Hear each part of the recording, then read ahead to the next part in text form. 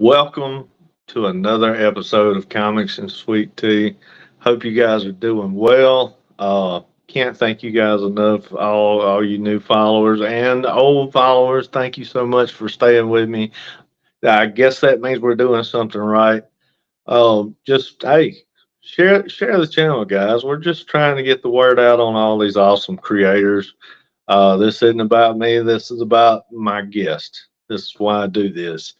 Um, Hope you're learning something in the process. If you're interested in getting into comics, there's a wealth of information coming from these guys.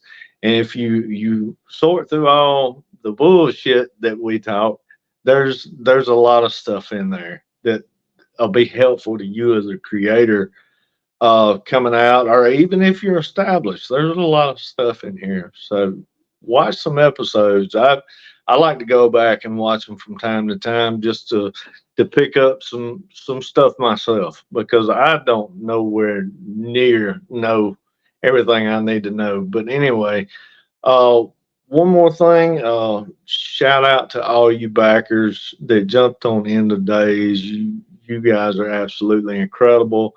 Thank you so much for allowing me to continue to bring you this story. I can't do this without you guys, and just eternally grateful. I appreciate it madly. You guys are awesome. We'll be getting that stuff out to you very soon. All kinds of stuff coming your way. Hey, real quick, if you're new to the show, go ahead and sub if you like what you're seeing. And everybody else, hey, it's free. Give us a thumbs up, drop a comment. That helps so much with the algorithm. God, you gotta love those algorithms. But anyway, I've rambled on enough. Without further ado, I've got an awesome guest for you, Adam Smith. We're going to be talking about his upcoming project and Kickstarter, Hyperforce. So let's get right into that with Adam. Right now, and there we go. How you doing, Adam? Doing well. How are you doing? Oh, awesome, man. Awesome. How's that Florida weather treating you, dude? It's getting kind of hot, to be honest. Really? Yeah. Yeah, it is humid here today, man. I live in Harrisburg, Mississippi, so I'm in the deep south, and yeah, man, it's we got a little bit of rain last night, and it's muggy today, man. It's muggy. Summertime is definitely swiftly approaching a lot quicker than I want it to. I really enjoyed. We had kind of a long winter this year with pretty. It was pretty cold for Florida, so Right. it was nice because I actually really enjoy the cold weather. So I'm kind of sad as we're going into pre-summer here. Yeah. I was actually in Orlando the week we went down, I think 3 days after Christmas, and I was there till like the 6th of January, and yeah, it was unusually warm for this time of year. Did I cut out? For just a second, but it's all good, man. It was a spam call. I get them like all day, so that might not be the last time. Just saying. It's all good, dude. It's all good. Um, so yeah, Florida weather, Hyperforce. Let's jump Yes. right into it, man. Tell everybody about Hyperforce. So I have a Kickstarter going for Hyperforce. It's basically the issue one for the follow up to Shadows, which is the graphic novel I put out in 2022. So it's the same characters, and it's just like kind of a zoom into their personalities and their kind of interpersonal relationships, and yeah, it's a little more personal. Gotcha. So this is your second book then. Was Shadows your first? Yeah, Shadows is an all inclusive 140 page story. So this is I'm playing with format a little bit because Hyperforce I'm making it's going to be issue based. So this is just issue one of a 10 issue arc. But it's kind of the follow up. Still, it's this a cyberpunk kind of setting. I dig that. Not too distant future kind of thing. Right. I'm very vague with that because I don't want to like timestamp it. like Back to the Future, it's like 19 or 2015. Yeah. And you're like, there's not hover cars, right? Yeah. So, It's amazing how they thought we would be that far along in those movies. I wish we were. That would be awesome. I'd love to have a hoverboard. Dude, man, a hoverboard, yes. Hover car, fuck no. I mean, think about how people drive on the highway. Think what they would do in flying cars. I feel like hover cars would be more like self-driving, though. You know, at that Yeah, point, it makes would be sense. a lot more probably less relying on people's instincts or lack thereof. Well, I mean, I wouldn't be comfortable with that either. I mean, one little 10-cent sensor that's made across the world goes out, and guess what? You just crashed 100 and something feet in the air, and Right. you got a long way down. Oh man, did you see that? I forget the name of the movie, but it was with Julia Roberts' recent movie where it's like they try to. I think it's called Leave This World Behind. Man, it's on my watch list. Is it good? I mean, is it really good? It's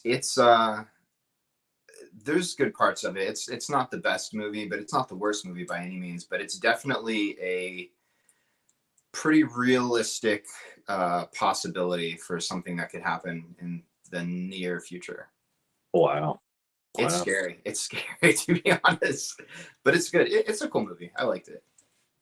I got you. I tell you what, I'm a little behind on my movies between making the book, doing the show, all this other stuff I got going on, plus, work and Yeah. life and all that other stuff. I get behind on some things. I just watched M. Night Shyamalan's last movie, and oh my God, dude, that was, I don't know, What was the that's the time? one with the couple and the little girl in the woods, and you have Oh, the four horsemen of the apocalypse. yeah. Oh my God, man, that movie! Wow, that's all I can say. I mean, it's holy shit, man. Yeah, he makes some good stuff.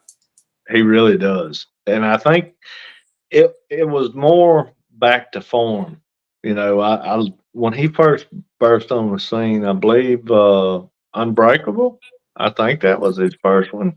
I Uh, don't, was it? I don't. It was. I want to say Unbreakable, and I could be The Sixth Sense. That was it. Then he followed up with Unbreakable. Then he went from there. Yeah, I mean his earlier stuff is just even The Village. I love The Village. I really liked The Village. A lot of people hated that movie, but I thought that I was. love it, man.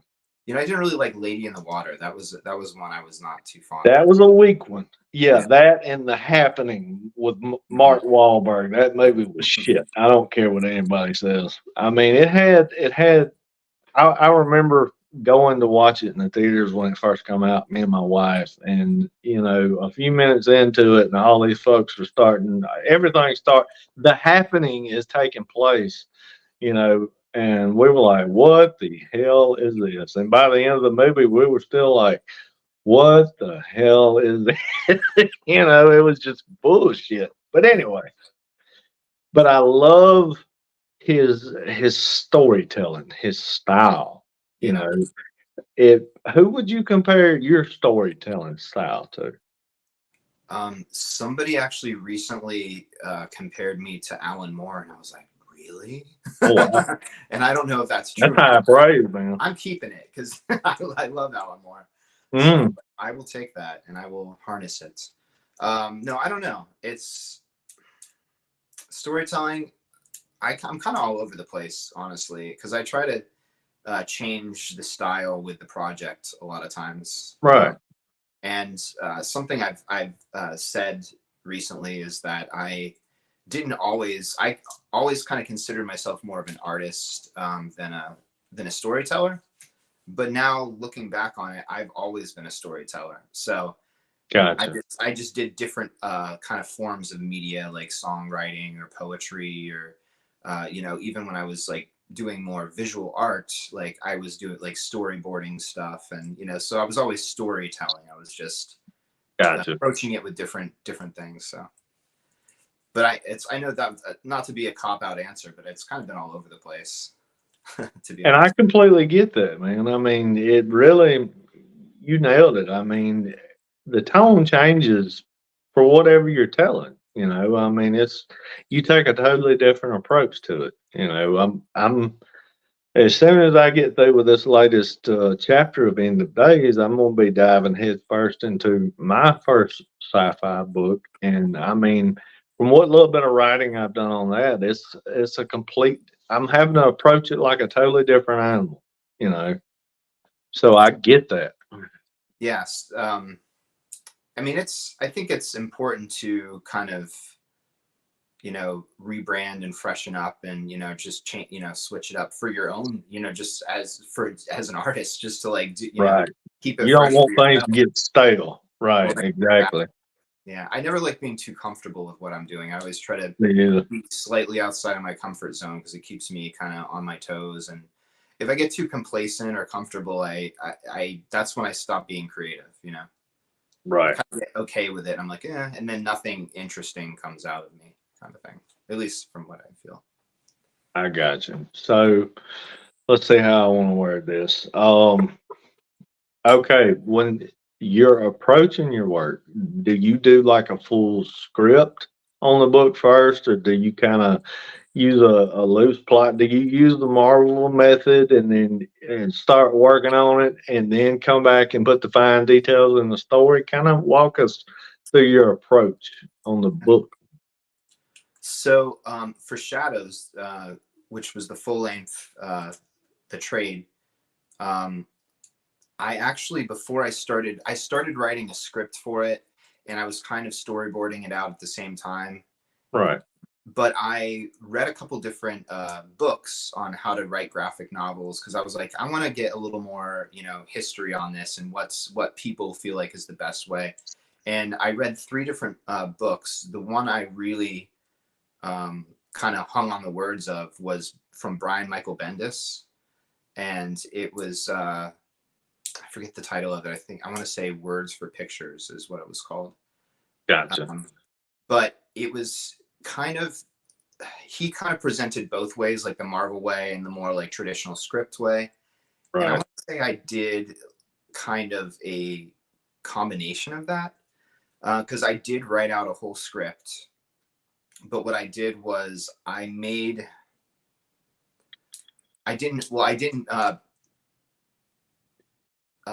put page numbers on things. I put a script without page numbers, so I wasn't breaking it up into pages. Right. And there were some things that I was very descriptive about, but I kept some of the descriptions kind of clumped together.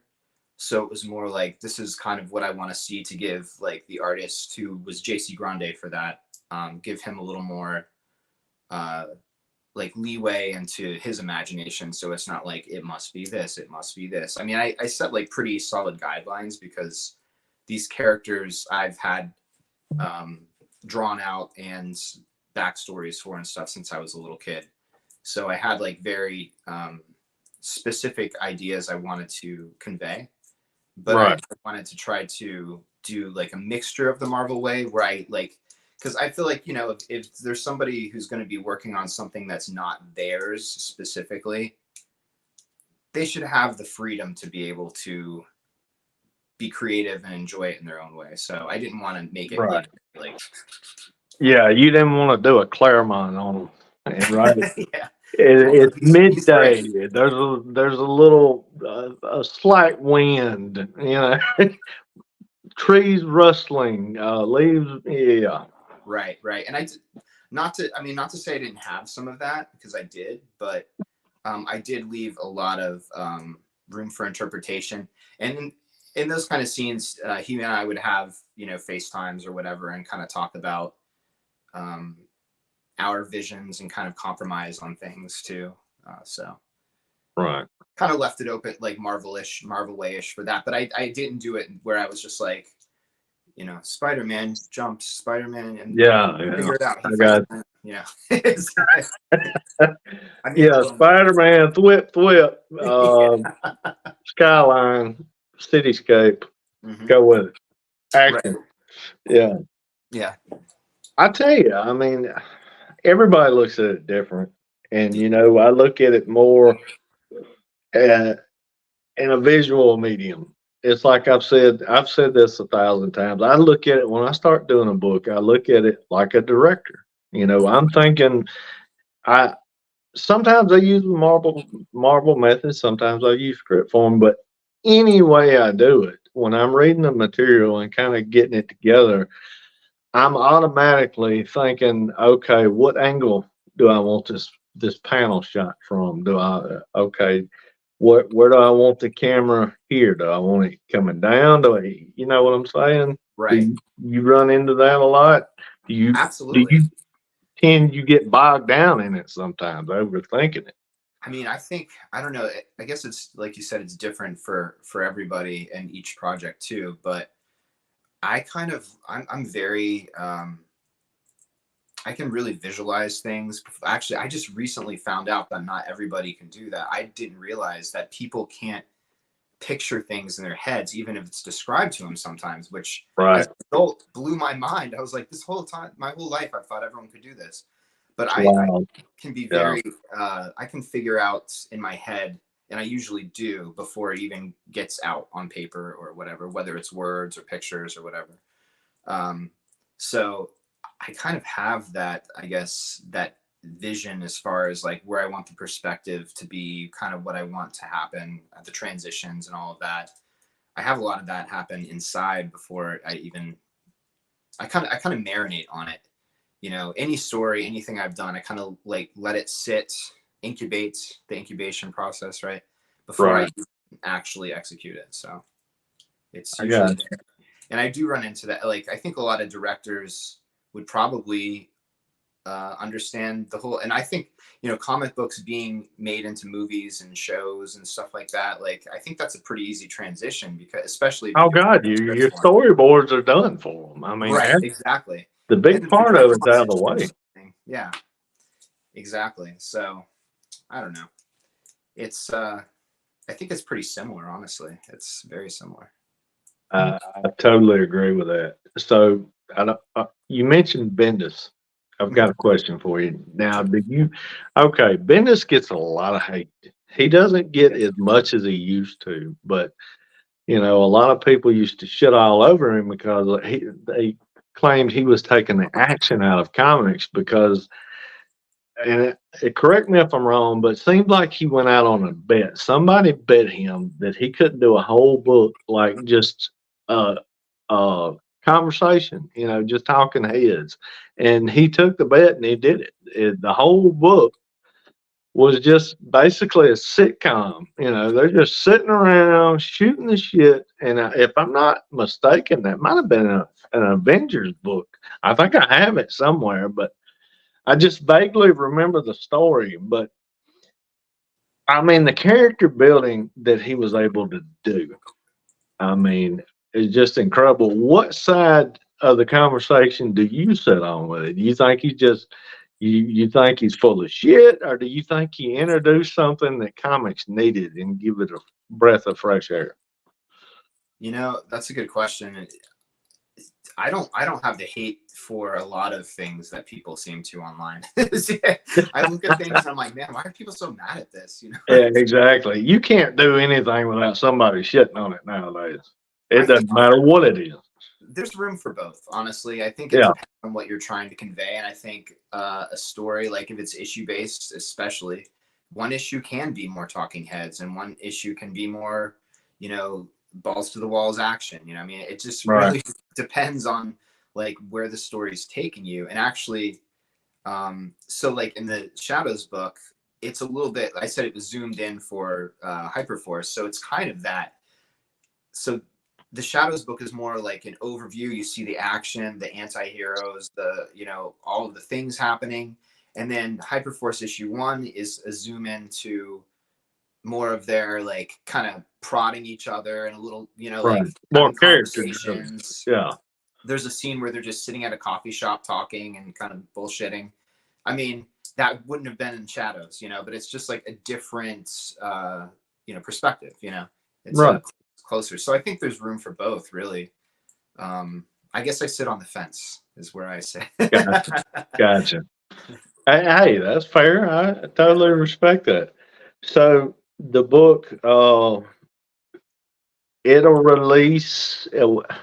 I know we're pre-taping this, so I apologize, guys, but tell them your release date for Hyperforce for the Kickstarter.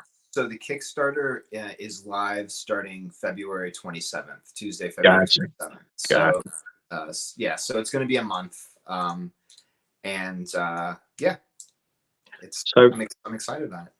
I'll tell you this, guys, I made it easy for you. You can look down in the description and all the links where you can follow Adam. And yeah, they're down there. Trust me. Yep, right down there. You're going to have all of Adam's links and you'll have the link to the Kickstarter. I made it so easy. You can just tap the link and go straight there and get right on this project and take a look at it. And I tell you what, guys, even I know times are tough, and I said this with my own Kickstarter. Even if you don't have the money to support the campaign, you can support the campaign without spending a single dime, just by sharing on all your social media, helping spread the word, because we're not the big two, guys. We're indie. We're out here on our own, facing all these things right by ourselves. So help us get the word out. We can't do this without you guys. So you be sure and share. And hey, jump on there and give him some complimentive criticism, however you want to do it. You know, we want to engage with you guys. That's what this is all about. You know, when I was a kid, I dreamed of meeting all my favorite comic book creators. Luckily, I'm blessed enough that I've got to meet most of them now and sit down and have those conversations. But when I was a kid, I mean, it was like they were in a whole another universe, you know. But now through social media and everything, hey, just hit us up. You can drop us a DM on Instagram, Twitter, or X, or whatever the fuck they're calling it nowadays, and hit us up and just let us know, you know, how you appreciate what we're doing, or like, don't do this with Adam, but do this with me. Even if you don't like what I'm doing, tell me how I'm fucking up, because hey, at least we're having a conversation, and that's the most important thing. If you're telling me I'm fucking up, that lets me know you read it. So I got that out of the way. So yeah, don't be afraid to engage with us, guys. We love it. We love to talk with you and tell us about these things. So anyway, Adam, I ask just about everybody this question. Okay. You're married, correct? I am. Kids? Yes or no? No kids yet. Well, let me ask you this. The balance between doing the book and just life in general, marriage, work, whatever. How do you kind of take us through that? Take us how you find that balance. Is it ever a challenge for you? It is tough for sure. I mean, I'm lucky that my wife is super supportive and believes in what I'm doing, so that makes it very helpful, because I think if she did it, Oh God, yeah, a whole lot worse. yeah. But as far as the rest of life, yeah, it's absolutely a struggle for balance. You know, I mean, I think no matter what you're doing, it's a struggle for balance. You know, Oh, definitely, definitely. The older you get, the more responsibility you have, and you know, so it's tough, but it's very nice to have someone who believes in you, who is supportive, as my wife is. So I tell you, man, I couldn't even begin to think what I would do without mine if she wasn't supportive of it. You know, she gives me shit every once in a while. She's my best critic. I can think of I can think I've done just an amazing job with a piece, you know, and I'll take it into her. I'll be like, "Hey, baby, take a look at this." And well, she's got a very manly jaw, and she's got man hands. I'll be like, "Okay, appreciate it," and just go back in here and grab the eraser and get after it, you know. But yeah, I mean, you need that. You need yeah, that. I mean, you need that honesty, you know. And something I that my know wife, she does it out of a place of love, you know. right. So I'm kind of the typical artist type who's like not great at the business aspect of it. You know, so Aren't we all, man? I'll do art all day, but the business aspect gives me a headache and makes me like kind of shy away from everything. So luckily also she's much more like business minded to kind of help me balance and maybe like Kind of pose some navigate ideas. all that. Yeah. I'm like, oh, that's a good idea, you know, or like, you know, just kind of helps like kind of push me in the right direction because I'm very shy when it comes to the business stuff. And I don't really like, I've never really loved like selling myself or, you know, like doing that. So she definitely helps with that. Right. Right. So what's your okay, we're going to practice. What's your elevator pitch? You get 10 seconds. I'm one of the head guys from Netflix, and you got to sell your project to me as a show. Give me your elevator pitch for So, Hyperpole. so my elevator pitch, and this is a mug my wife got me for Christmas, by the way. My elevator pitch, Hyperforce, is Blade Runner X-Men. So Okay. basically, it's these superhumans that were born with these abilities, hated by society, in a futuristic cyberpunk world where cybernetic enhancements are being made and produced to the general population to level them up to be the same strength level as Hyper Sapiens, which is what I'm calling my people. Yeah. Well, I tell you what, we're going to make a series.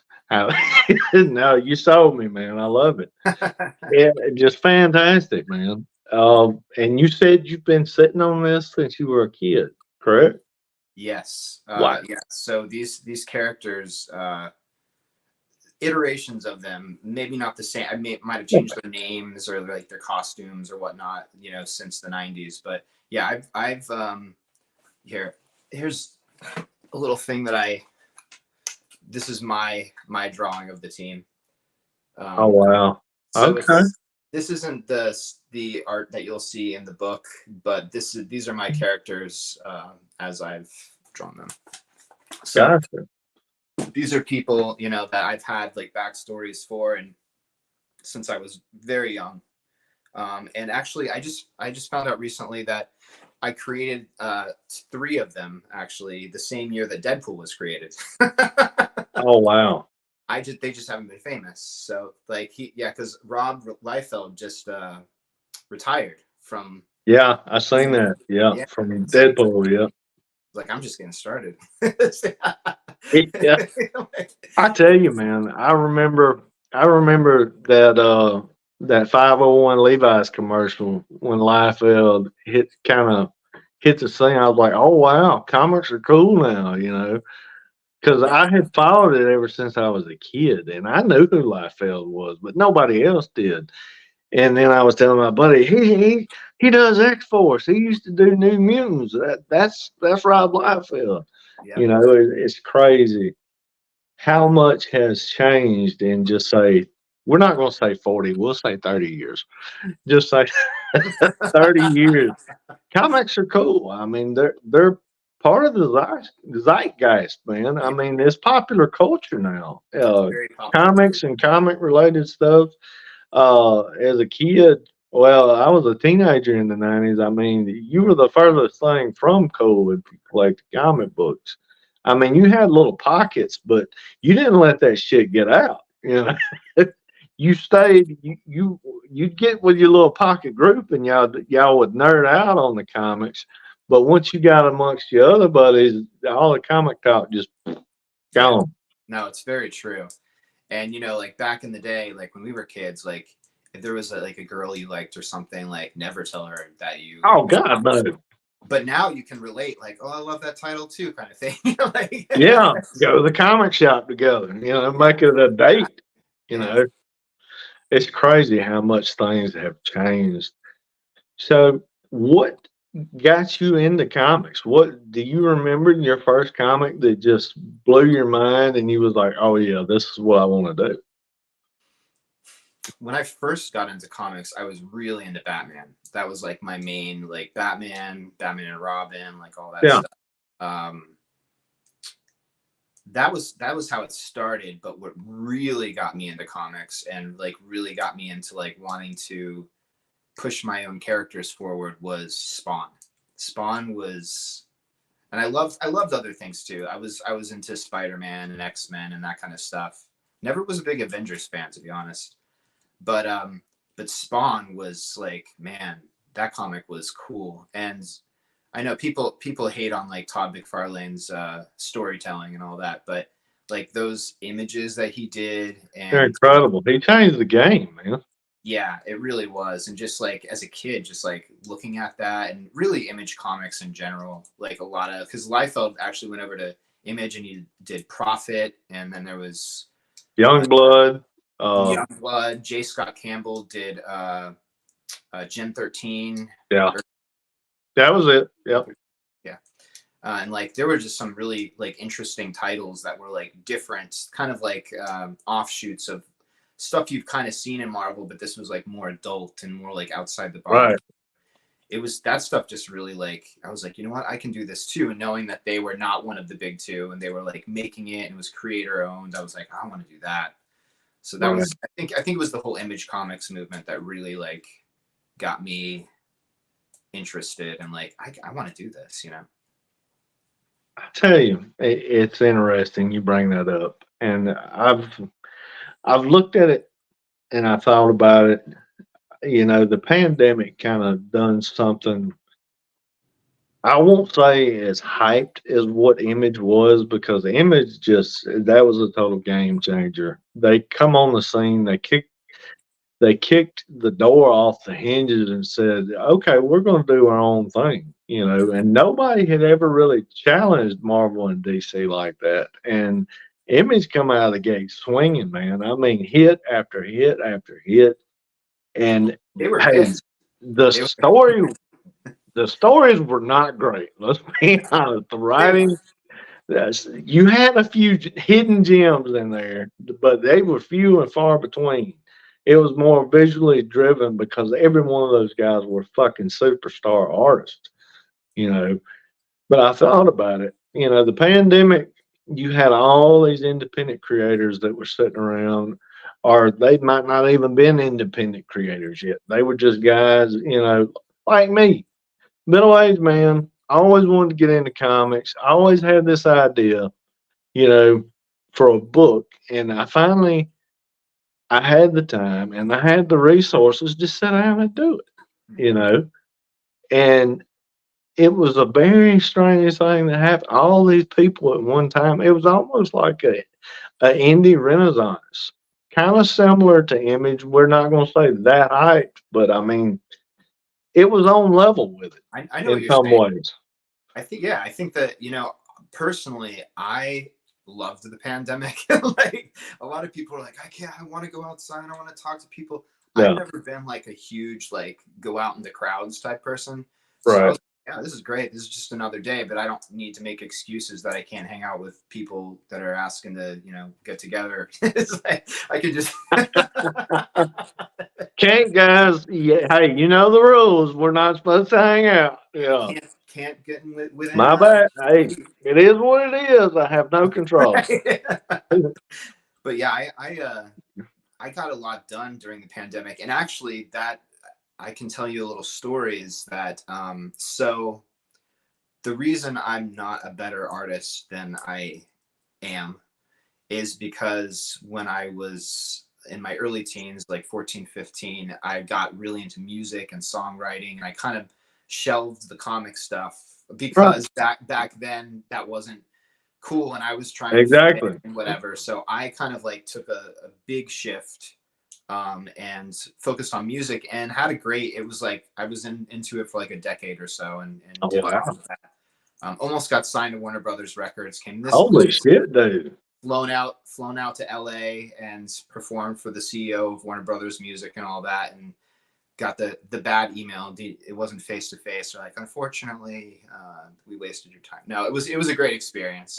Yeah. Um, anyway, so before that, I really wanted to be a comic book artist. Yeah. That was like my main goal. Not even a writer. I saw those Image artists. I looked at, you know, all the visual, like stunningly visual things they were doing, and I was like, I want to do this. So that's what I wanted to do. And I was working on that.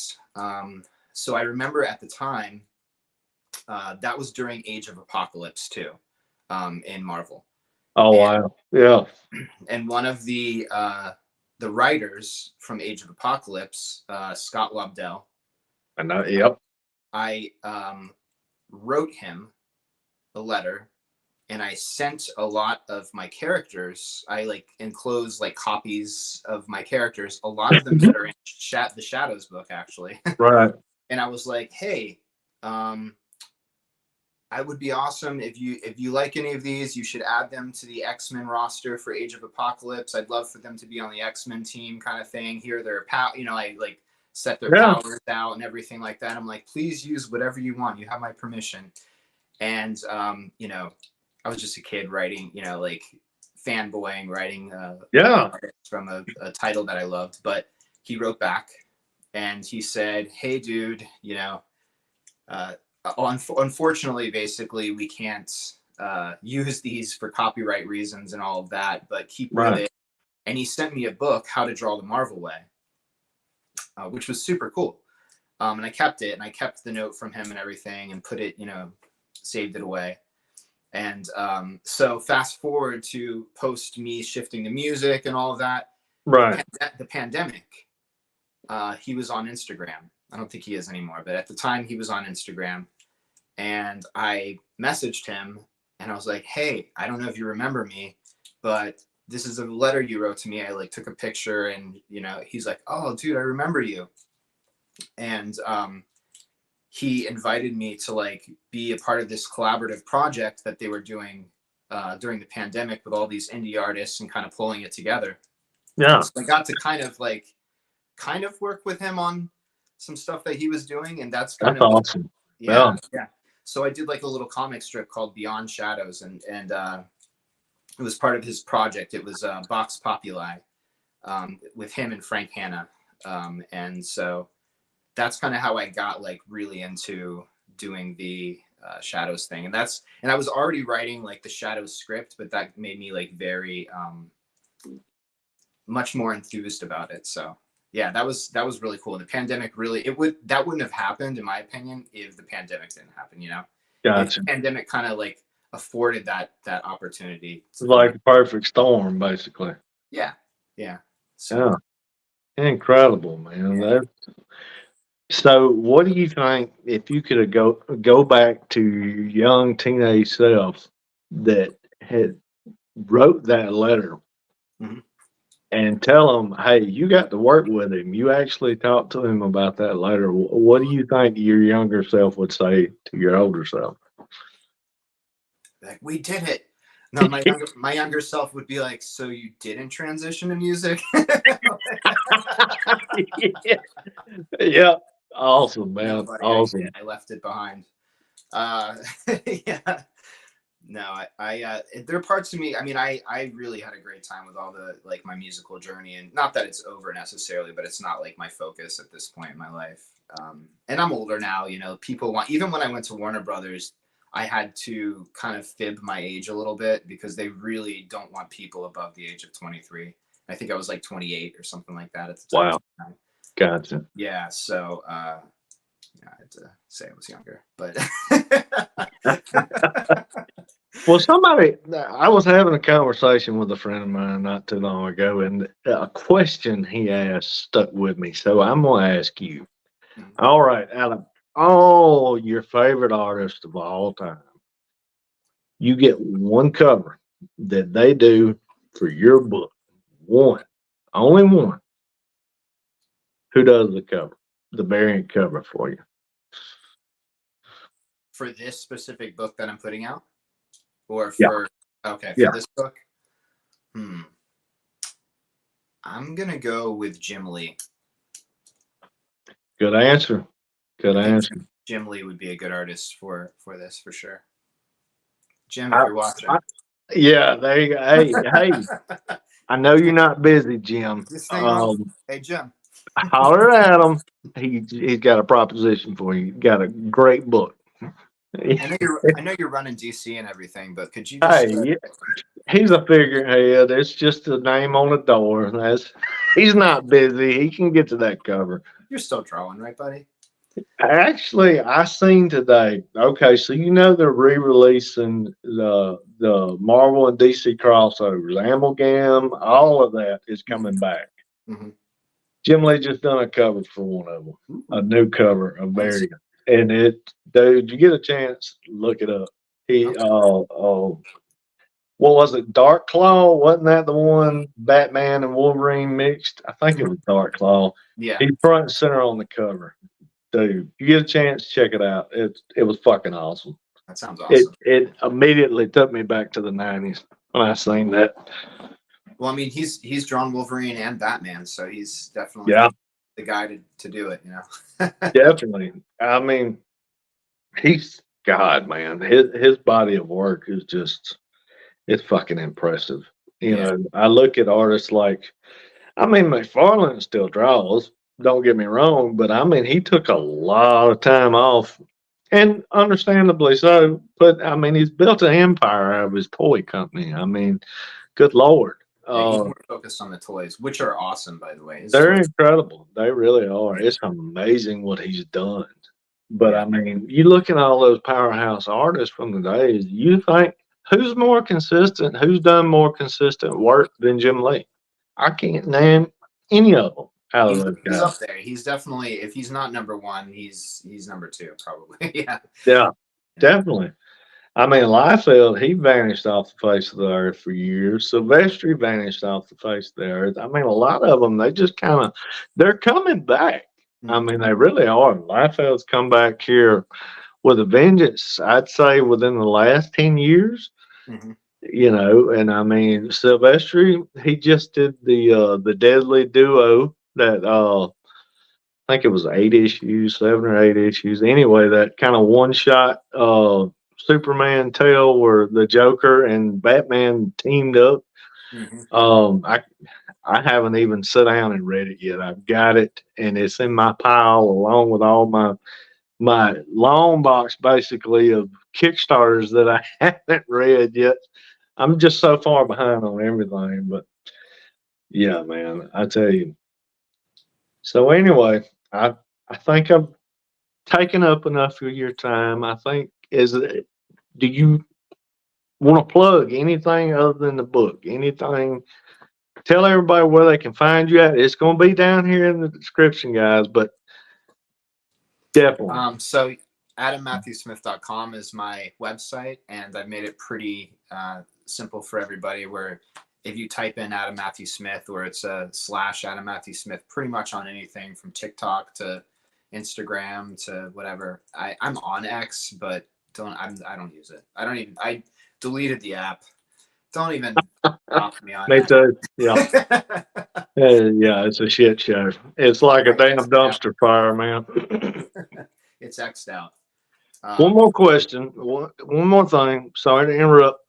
Okay, say you're coming in, you're the backer, you just opened Kickstarter to your project. What is one of the big tiers that you would suggest to everybody to take a look at? Something cool that they might accidentally overlook that they don't need to. I mean, I would say there are 2 different tiers of variant covers. There's one by J Red that's really cool, and it's kind of a more 90s looking cover. Jay's fucking awesome. Yeah. It's very good. And there's a tier where there's a foil tier of the main cover, which is super cool. But there's some higher level tiers with all of the Apollo City anthologies on there, which is super cool. That features a lot of stories from indie artists, and I would definitely recommend checking those out. Yeah, Brandon was on the show a while back, and I don't know if you've seen the clip. I had put it in our chat a while back. We don't make indie comics are not real comics, according to Brandon. I love that clip. I know what he was saying, but he totally tripped over his tongue. It was, dude, I'll have to send you that clip. It was fucking hilarious. That's funny. Every time I look at that, I laugh my ass off. We should make a YouTube poops out of that. YouTube Yeah. poops. Definitely. That'd be funny. I'd love for it to go viral. But anyway, that's the show, guys. Be sure to jump down in the description. Get on this thing right now. Check out this awesome book that Adam is bringing to you. Will Shadows be available also, Adam? Or Shadows is currently available on Amazon under there Shadows you graphic go. novel. But it is this summer going to be re-released under Apollo City Comics as Shadows Hyperforce Rising. Gotcha. Anyway, that's the show, guys. Hope you enjoyed it. Hope you learned a little something. And if you didn't do it a while ago, it's free. Give us one of those. Or give us one of those. I prefer one of these. But, I'll take something. Let me know you watched the show. Give me a thumbs up. Drop a comment. You guys have an awesome night. Have an awesome rest of your week. And jump on this Kickstarter that I'm bringing to you. That's the show, guys. Thanks, Take guys. it easy.